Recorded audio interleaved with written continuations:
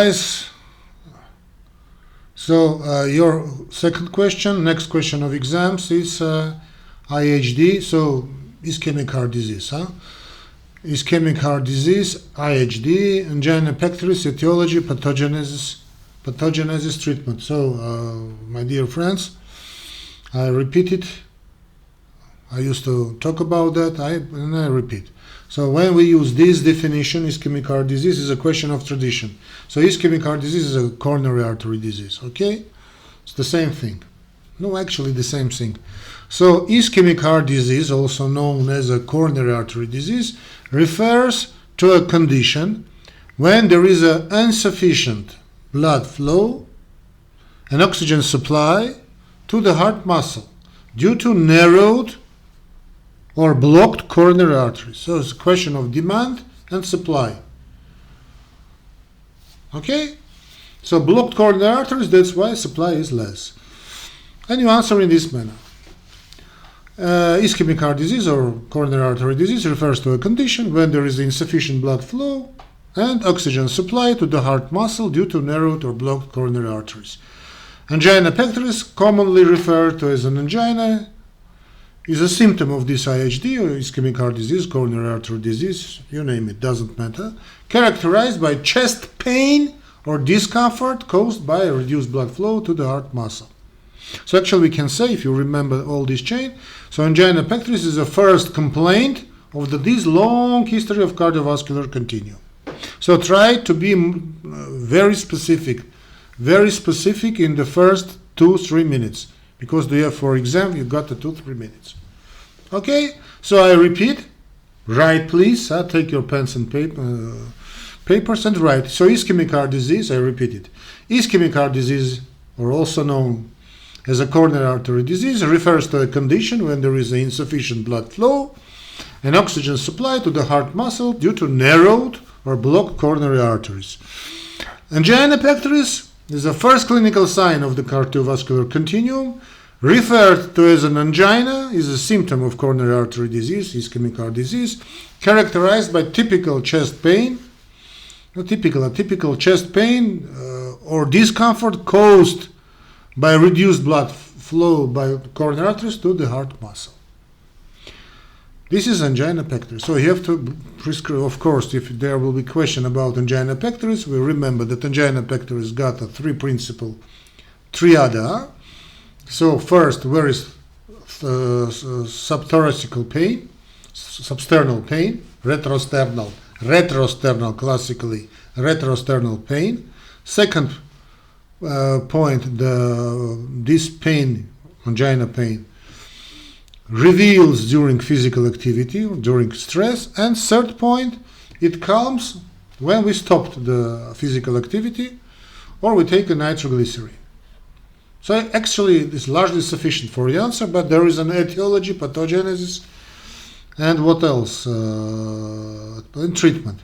So concerning etiology, the main cause of ischemic heart disease, because it's a coronary artery disease, it's a build-up of plaque composed of cholesterol, it's a fat, calcium and other substances in the walls of the coronary arteries, a process that we know as atherosclerosis. This build-up narrows the arteries, the plaque. This plaque narrows the arteries and reduces blood flow to the heart muscle. Risk factors for developing ischemic heart disease include hypertension,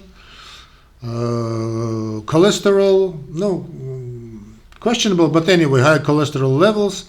What is about another risk factor? Smoking, diabetes, obesity, sedentary lifestyle, and family history of a heart disease. No coronary artery disease, of course. Concerning pathogenesis, so we repeat all the history. The narrowing of blockage of coronary arteries reduces blood flow to the heart muscle, leading to ischemia, lack of oxygen, and subsequent damage to the heart tissue.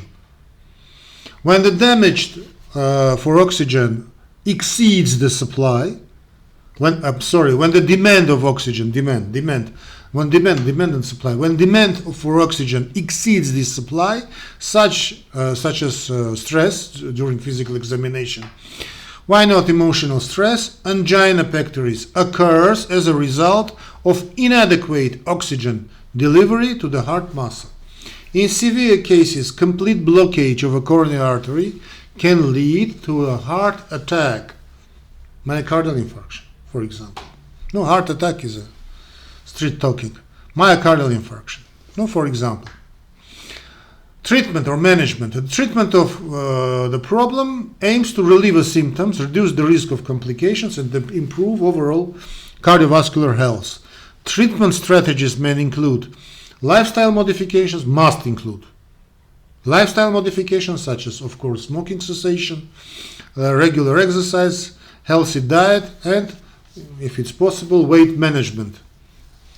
Medications such as, for example, antiplatelet agents, statins, beta blockers, calcium channel blockers, and nitroglycerin may be prescribed to control symptoms, reduce blood pressure, and prevent blood clot formation, and lower cholesterol levels. It's questionable for the moment, but anyway, you answer like this, and lower cholesterol levels. In more severe cases, procedures such as PCI, so we have a revascularization and reperfusion.